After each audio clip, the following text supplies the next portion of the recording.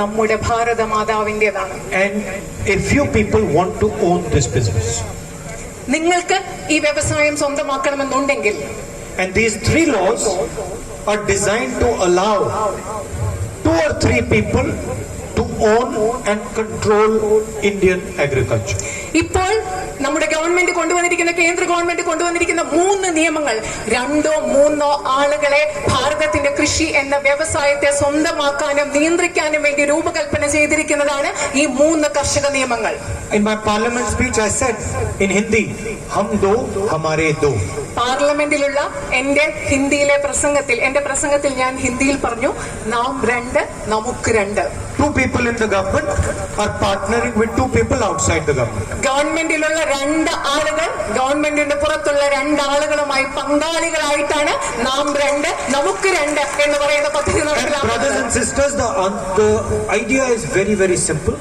It is that these 4 people should control Indian agriculture. എന്റെ സഹോദരി സഹോദരന്മാരെ, ഇതിന് പിന്നിലുള്ള ആശയം വളരെ ലളിതമാണ്. നാം 2 നമുക്ക് 2 എന്ന് പറയുന്ന ഈ 4 വ്യക്തികൾക്ക് ഈ രാജ്യത്തെ മുഴുവൻ കാർഷിക മേഖലയും നിയന്ത്രിക്കണം എന്നതാണ് ഈ നിയമങ്ങളുടെ അടിസ്ഥാനവും ഇതിന് പിന്നിലെ ആശയവും. The idea is that farmers should sell their products directly to these big businesses. ഇതിന്റെ പിന്നിലെ ആശയം എന്ന് പറഞ്ഞാൽ, കർഷകരായ നിങ്ങൾ ഓരോരുത്തരും അവരുടെ കാർഷികോൽപ്പന്നങ്ങൾ ഈ പറയുന്ന വലിയ വ്യവസായികൾക്ക്, ഈ ആളുകൾക്ക് നേരിട്ട് അവരുടെ കാർഷികോൽപ്പന്നങ്ങൾ വിൽക്കണം. Idea is that Rara Bakery and Cool Bar should not belong to this person who it belongs to. ഇതിന്റെ ആശയം എന്ന് പറഞ്ഞാൽ, ആ കാണുന്ന റാറാ ബേക്കറിയും കൂൾ ബാറും അതിന്റെ ഉടമസ്ഥനായ ആളുടെ സ്വന്തമാകാൻ പാടില്ല. Idea is that in the whole of India there should be similar shops that belong to one person. ഇതിന്റെ പിന്നിലുള്ള ആശയം എന്ന് പറഞ്ഞാൽ, രാജ്യം മുഴുവൻ ഒരേപോലെയുള്ള കടകൾ ഉണ്ടാവണം. അതും ഒരു വ്യക്തിക്ക് മാത്രം ഉടമസ്ഥതയുള്ള ഒരേപോലെയുള്ള അനേകം ഇതുപോലെയുള്ള കടകൾ ഈ രാജ്യം മുഴുവൻ ഉണ്ടാകണം. അതാണ് ഈ നിയമങ്ങളുടെ പിന്നിലുള്ള ആശയം. So they want to destroy the entire agricultural chain. എന്താണെന്ന് പറഞ്ഞാൽ, ഇവർക്ക് അഗ്രികൾച്ചർ, കൃഷിയുടെ മുഴുവൻ ശൃംഖലയെയും ഇവർക്ക് നശിപ്പിക്കണം. And the chain protects 40% of our country. അവർ നശിപ്പിക്കാൻ ആഗ്രഹിക്കുന്ന ഈ കാർഷിക ശൃംഖല എന്ന് പറയുന്നത് 40% ജനങ്ങളെ, ഈ രാജ്യത്തെ 40% ജനങ്ങളെ സംരക്ഷിക്കുന്ന ഈ കാർഷിക ശൃംഖലയാണ് അവർ നശിപ്പിക്കാൻ ആഗ്രഹിക്കുന്നത്. And the same chain gives food to 100% of our country. അത് മാത്രമല്ല, അവർ നശിപ്പിക്കാൻ ആഗ്രഹിക്കുന്ന ഈ കാർഷിക ശൃംഖല എന്ന് പറയുന്നത്, ആ ശൃംഖലയാണ് ഈ രാജ്യത്തെ 100% ജനങ്ങൾക്കും ഭക്ഷണം നൽകുന്നത്. I will explain the 3 laws to you very, very simply. ഞാൻ നിങ്ങൾക്ക് ഈ 3 നിയമങ്ങളും വളരെ ലളിതമായി വിശദമാക്കി തരാം. The first law says that the biggest businesses in the country and outside can buy products from farmers, vegetables, fruits, wheat, anywhere and any amount. ആദ്യത്തെ നിയമം പറയുന്നത്, ഈ രാജ്യത്തെ ഏറ്റവും വലിയ വ്യവസായങ്ങൾക്ക് കർഷകരിൽ നിന്ന് നേരിട്ട് പഴങ്ങൾ, പച്ചക്കറികൾ, ഗോതമ്പ് തുടങ്ങിയ എന്ത് സാധനമായാലും എത്ര അളവിൽ വേണമെങ്കിലും വാങ്ങിക്കാം എന്നാണ് ആദ്യത്തെ നിയമം പറയുന്നത്.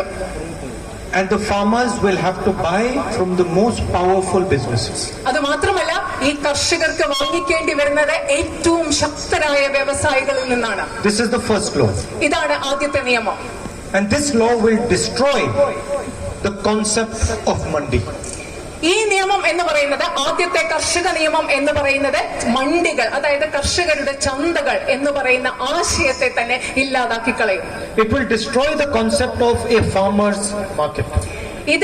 ഈ നിയമം എന്ന് പറയുന്നത്, ആദ്യത്തെ കർഷക നിയമം എന്ന് പറയുന്നത്, കർഷകരുടെ ചന്തകൾ, കർഷകരുടെ വിപണികൾ എന്ന ആശയത്തെ തന്നെ ഇല്ലാതാക്കി കളയും, നശിപ്പിച്ചു കളയും. Imagine if the biggest businesses can go direct to the farmer to buy, what is the need for the mandi? നിങ്ങളൊന്ന് സങ്കല്പിച്ച് നോക്കുക, ഈ വലിയ വ്യവസായികൾക്ക് കർഷകരുടെ അടുത്ത് പോയി നേരിട്ട് അവരുടെ ഉൽപ്പന്നങ്ങൾ വാങ്ങിക്കാൻ സാധിക്കുമെങ്കിൽ എന്തിനാണ് ഇവിടെ കർഷക ചന്തകളുടെ ആവശ്യം? അതിന്റെ പ്രാധാന്യം എന്താണ്? So the first law is designed to destroy the farmer's market. അതുകൊണ്ട് ആദ്യത്തെ നിയമം എന്ന് പറയുന്നത് കർഷകരുടെ ചന്തകൾ, മണ്ടി സിസ്റ്റം, അതിനെ ഇല്ലാതാക്കി കളയുന്നതാണ് ആദ്യത്തെ കർഷക നിയമം. The second law says that the biggest businesses in the country can store as much grain, as much vegetable, as much fruit as they want to. രണ്ടാമത്തെ നിയമം പറയുന്നത് ഈ രാജ്യത്തിലെ ഏറ്റവും വലിയ വ്യവസായങ്ങൾക്ക് അവർക്ക് ആഗ്രഹിക്കുന്ന അളവിലുള്ള ധാന്യങ്ങൾ, പഴങ്ങൾ, പച്ചക്കറികൾ ഇവ അവർ ആഗ്രഹിക്കുന്ന അളവിൽ സംഭരിക്കാം എന്നാണ് രണ്ടാമത്തെ നിയമം പറയുന്നത്. For as long as they want. അവർ എത്ര കാലം ആഗ്രഹിക്കുന്നു, എത്ര അളവിൽ ആഗ്രഹിക്കുന്നു, അങ്ങനെ അവർക്ക് ഇത് സംഭരിക്കാൻ സാധിക്കും. This is a direct attack on the Essential Commodities Act. ഇത് എന്ന് പറയുന്നത്, ഈ രണ്ടാമത്തെ നിയമം എന്ന് പറയുന്നത് അവശ്യ വസ്തു നിയമം എന്ന് പറയുന്ന നിയമത്തിന്മേലുള്ള ഒരു നേരിട്ടുള്ള ആക്രമണമാണ്. And this is designed to make sure the farmer cannot negotiate for price.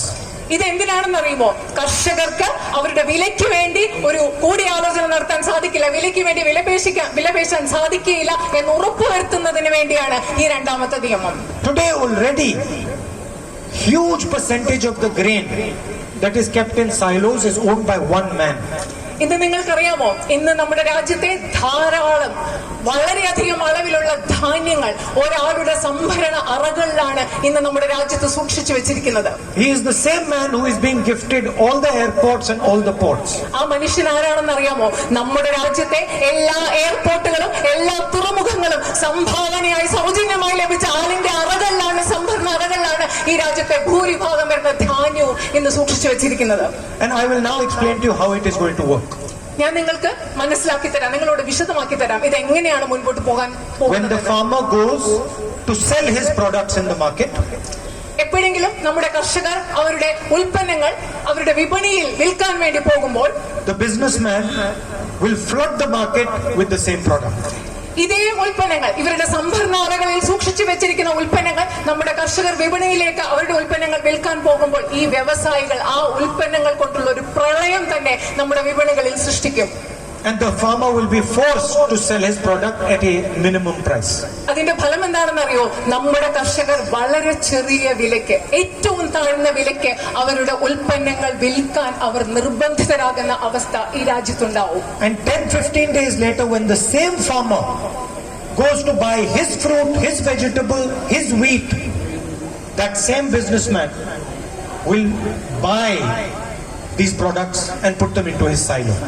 അത് മാത്രമല്ല, വീണ്ടും ഈ കർഷകർ തങ്ങൾ വിറ്റ അതേ ധാന്യങ്ങൾ, പഴങ്ങൾ, പച്ചക്കറികൾ വാങ്ങാൻ പോകുമ്പോൾ ഇതേ ബിസിനസ്സുകാർ ഇതേ സാധനങ്ങൾ വാങ്ങിച്ച് വീണ്ടും അവരുടെ സംഭരണാലകളിൽ സൂക്ഷിക്കാൻ തുടങ്ങും. The result will be that prices will rise and the farmer will pay more to buy his own agricultural product. ഇതിന്റെ ഫലം എന്താണെന്ന് അറിയാമോ? വില അമിതമായിട്ട് കൂടും. അതിന്റെ ഫലമായി കർഷകർക്ക് അവരുണ്ടാക്കിയ കാർഷിക ഉൽപ്പന്നങ്ങൾ വാങ്ങുന്നതിന് വേണ്ടി വളരെ അധികം വില നൽകേണ്ടി വരും. And the third law is the most fantastic law of them all. ഇതില് ഏറ്റവും മനോഹരമായ നിയമം എന്ന് പറയുന്നത് മൂന്നാമത്തേതാണ്. To argue about the price of what he is selling.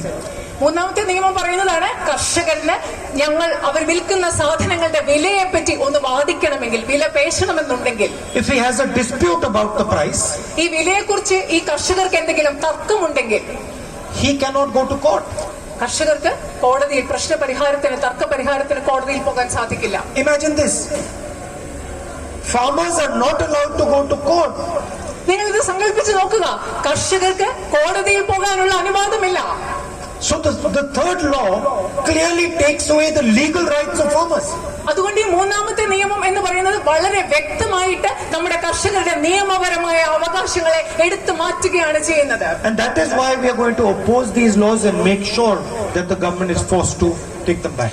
അതുകൊണ്ടാണ് നമ്മൾ ഈ നിയമങ്ങളെ ശക്തമായി എതിർത്തുകൊണ്ട് ഈ ഗവൺമെന്റ് ഈ കർഷക വിരുദ്ധ നിയമങ്ങൾ പിൻവലിക്കും എന്ന് ഉറപ്പാക്കാൻ നമ്മൾ ശ്രമിക്കുന്നതും എതിർക്കുന്നതും അതുകൊണ്ട് തന്നെയാണ്. And that is why millions of farmers are protesting in the country. അതുകൊണ്ടാണ് ദശലക്ഷക്കണക്കിന് കർഷകർ നമ്മുടെ രാജ്യത്ത് ഈ നിയമങ്ങൾക്കെതിരെ പ്രതിഷേധിച്ചുകൊണ്ടിരിക്കുന്നത്. And that is why we drove a tractor here to make the farmers understand that we are standing with them, we are going to help them, and we are going to make sure this BJP government takes back these laws. അതുകൊണ്ടാണ് നമ്മളൊരു tractor ഓടിച്ച് ഇവിടെ വന്നത്. കാരണം ഇവിടുത്തെ കർഷകരോട് നമ്മൾ പറയുകയാണ്, ഞങ്ങൾ നിങ്ങളുടെ ഒപ്പമുണ്ട്, ഞങ്ങൾ നിങ്ങളെ പിന്തുണയ്ക്കുന്നുണ്ട്. ഈ കർഷക വിരുദ്ധ നിയമങ്ങൾ ഈ BJP ഗവൺമെന്റ് പിൻവലിക്കുന്നത് വരെ പോരാടാൻ ഞങ്ങൾ നിങ്ങളോടൊപ്പമുണ്ടെന്ന് ഈ കർഷകരോട് പറയുന്നതിന് വേണ്ടിയാണ് ട്രാക്ടർ ഓടിച്ച് ഞങ്ങൾ ഇവിടെ വരെ വന്നത്.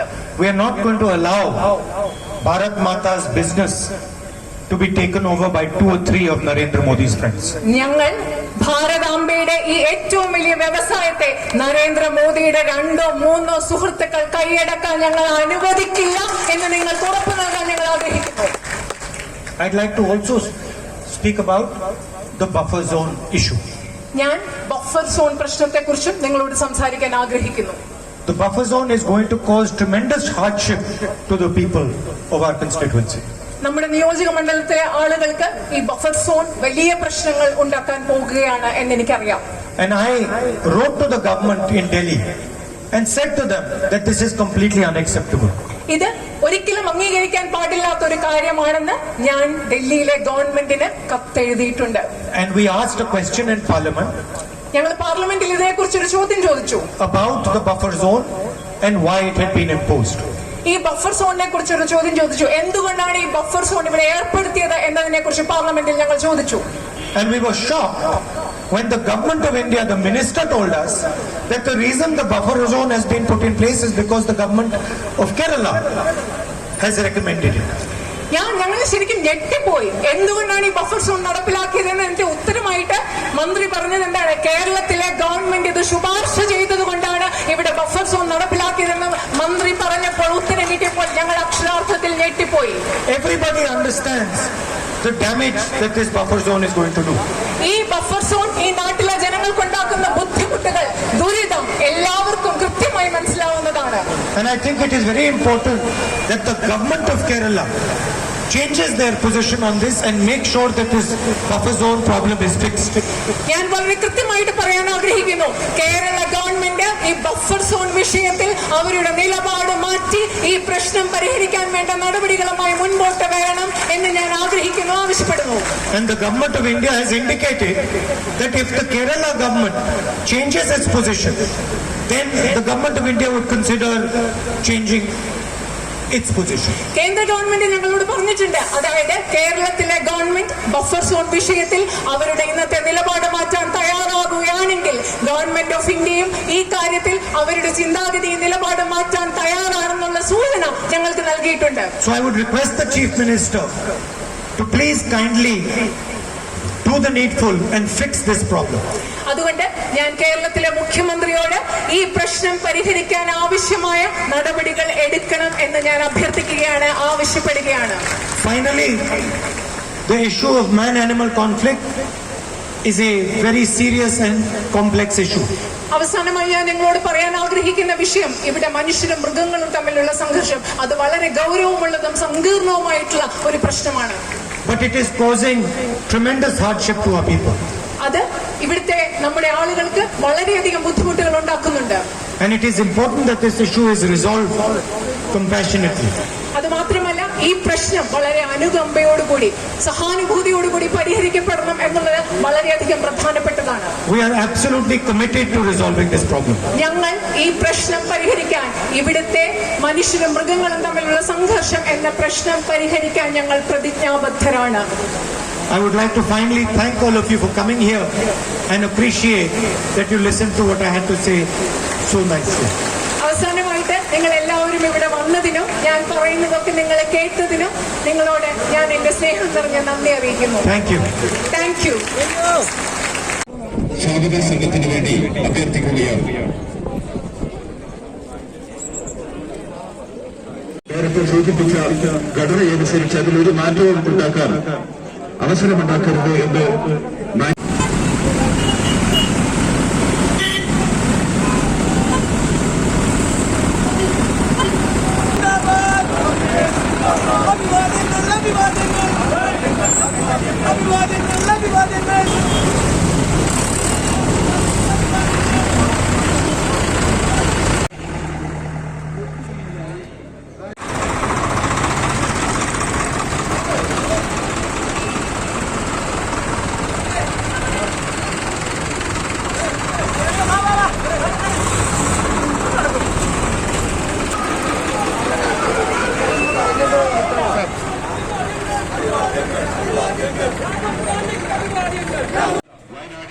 അതിലെ ഡ്രൈവർ കയറാൻ ഞാൻ വാങ്ങിക്കാം.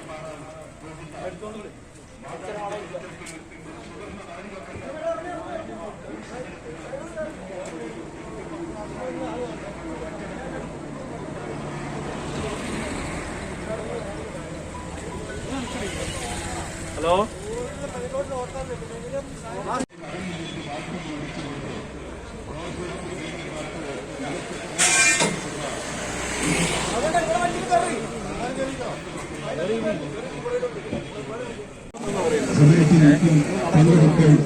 ആയിക്കോട്ടെ മാണ്ടാട് ഈ ലോകം മുഴുവൻ ആയിക്കോട്ടെ ട്രാക്ടർ സമരം ശ്രദ്ധയാകർഷിക്കും എന്നുള്ളതുകൊണ്ട് തന്നെ